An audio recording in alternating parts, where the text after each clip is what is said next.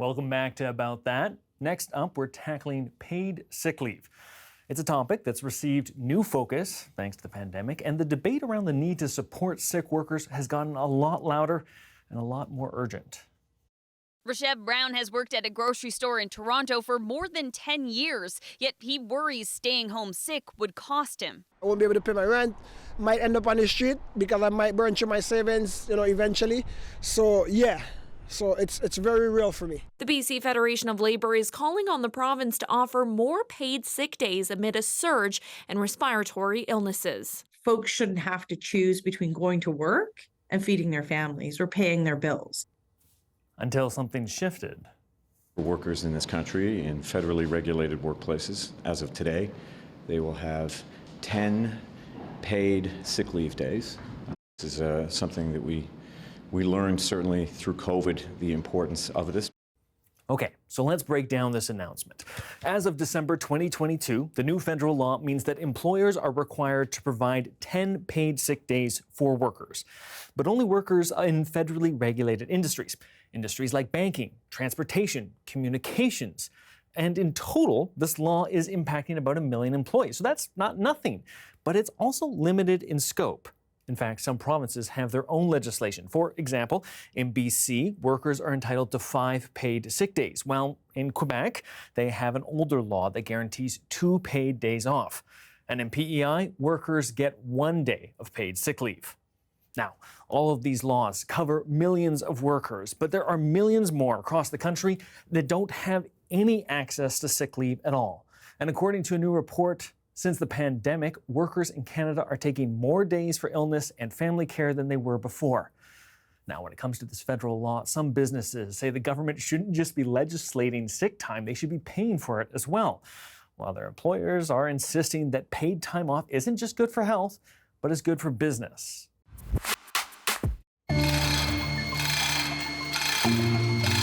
Hi, I'm Tyler Pubbin. I'm the co-owner of Tapmaster Incorporated. Our product takes faucets that are not hands-free and makes them hands-free.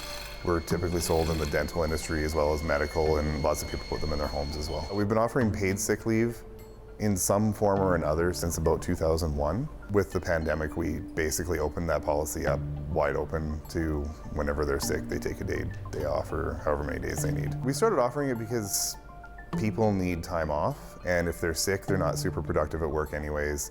If they make other people sick, it makes them less productive, and it just generally makes them happier.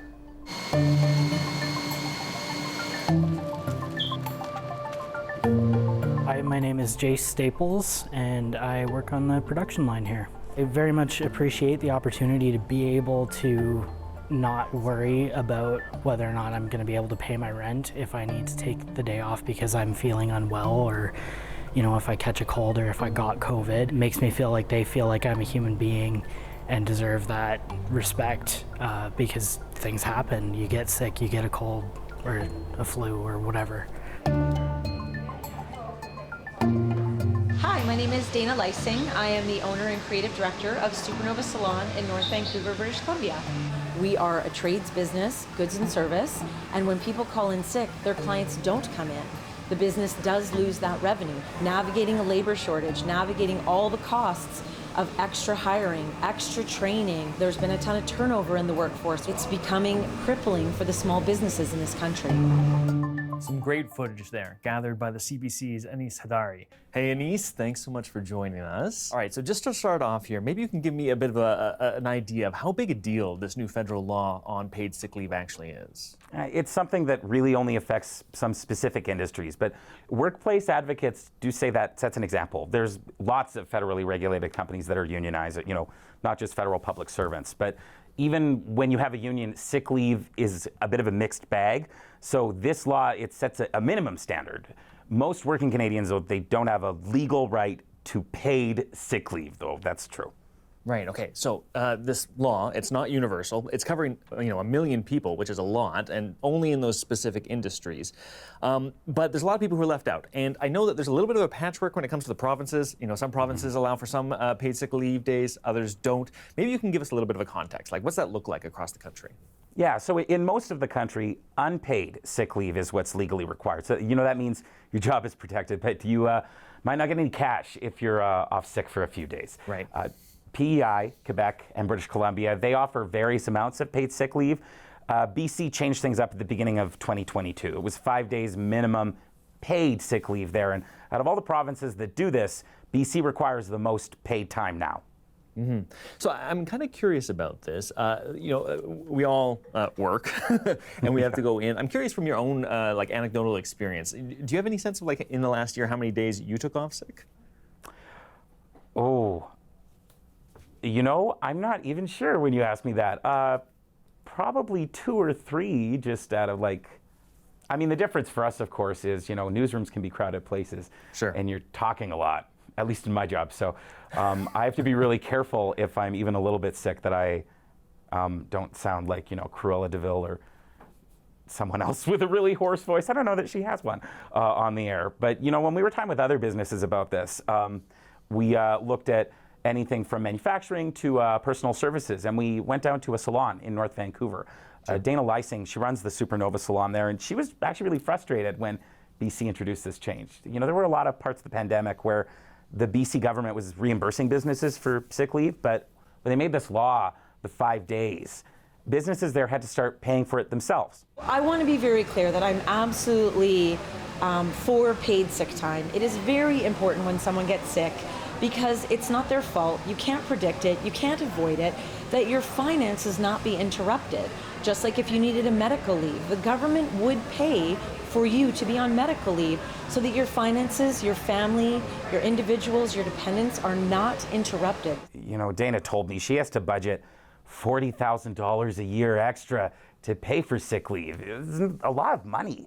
She thinks it should be paid for out of programs like employment insurance, not business revenues. And if you think about a salon, for example, if a stylist calls in sick, that revenue is gone to them. It's not like they can cut double the hair the day they're back, right? Yeah. Well, $40,000, that's almost an entire employee's salary if you look at it over the context of a year. And that was just for the BC law, which is 5 days, sick days a year, whereas this new federal law is 10. So that's twice as much. Okay, so I find the perspective that she has is pretty interesting, but from what I understand, not everyone's on the same page. Some businesses are saying this is actually an opportunity. This is a place where we can try to bring people, employees in with this. So what are we hearing from employers who are saying that maybe these types of laws are actually a boom to them? Yeah, we went to a faucet factory in Calgary to hear that perspective. We went to a place called Tapmaster, and they were really clear. Paid sick leave doesn't cost Tapmaster very much money, and it keeps things running really smoothly. It's definitely a factor for recruitment and also retention. When people are coming from places where they don't have paid sick leave, it's definitely a bonus to them. Everyone's much more aware of it now than they were before, and our retention is fantastic. People don't leave until they retire.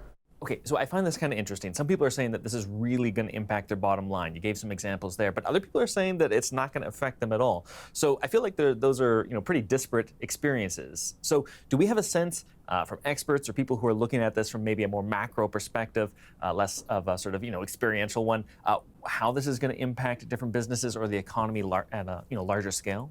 Yeah, we wanted to bring public health into this as well, because obviously that's a factor. So I talked with Monica Dudd about this. She works in public health as a doctor, but she also has an MBA, has a strong business background. And she actually echoed a little bit of what we just heard from Tapmaster. Sick leave can keep businesses running more smoothly. But there are other important factors too. It's about setting a minimum standard for everyone, just like we do with, let's say, workplace safety. Workers who are in the lowest paid jobs, workers who tend to be racialized as non-white, workers who are newcomers, undocumented, those are people who are least likely to have paid sick days, and those aren't being offered.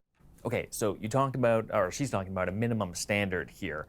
And I'm really curious because one of the challenges that we've seen with people who are getting sick when they have that guaranteed sick days off, but it's not paid, is that a lot of times there's going to be pressure to still go into work, still show up because, you got to pay your bills. And you're asking yourself, am I too sick, not sick enough? And so I'm really curious, even though this new law is only affecting 1 million people, lots, but not everyone by any stretch, how much do we think it might change the culture around calling in sick if this is sort of becoming the new standard? Well, one thing that we already know for sure is that even before this law came into effect, more people are calling in sick. We don't know whether that's because of respiratory viruses like COVID or not. That's really hard to say. And I'm not a health reporter, I look at the business side.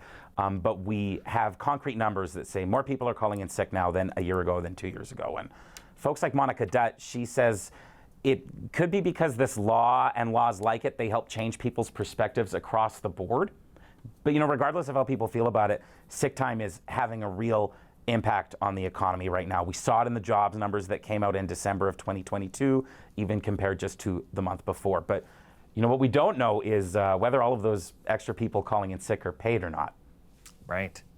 Well, I think the pandemic obviously had a lot to do with people shifting perspectives. Maybe this law is going to shift things as well. Obviously it's a little bit confusing, but we really appreciate you coming in and laying it out for us, explaining things. So thanks so much for joining us, Denise. Anytime.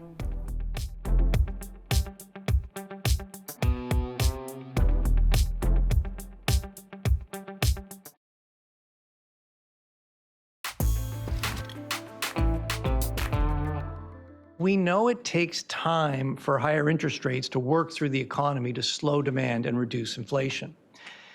And given the speed and magnitude of the interest rate increases over the last year, their full effect is still to come. We can also see that the interest rate increases we've undertaken to date are already working. Higher interest rates are slowing household spending, and inflation is coming down.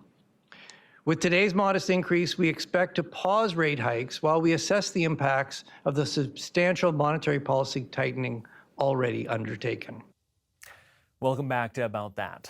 That was Bank of Canada Governor Tiff Macklem speaking about today's decision to raise the interest rate another 25 basis points.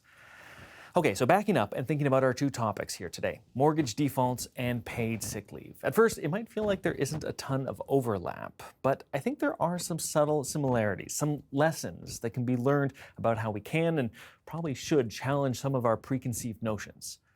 Let's start with paid sick leave. As I got into with Anise there's a lot of social, often cultural pressure to keep going into work even when you're feeling a little bit under the weather. And that can become even more intense when you introduce financial incentives, like when you're not making enough money or if you don't have paid sick leave. Now, maybe there's some hope that this new federal law mandating sick leave for over 1 million workers, paid sick leave that is, that may be a baseline to set it making easier to demand or negotiate or even just to take sick leave. Similarly, with mortgages, there's a lot of cultural pressure. First, when it comes to buying a house, that's often promoted as the natural next step for adults after they get a steady job. But what happens when you run into rocky waters? There's often this expectation that people just keep troubles to themselves and not burden others. But as I've experienced, and I'm sure you've gone through too, it can be really hard to take on these challenges alone. And a lot of times we just end up ignoring our problems instead of dealing with them. And of course, when it comes to a mortgage default, that's the worst thing that can happen, as Victor laid out.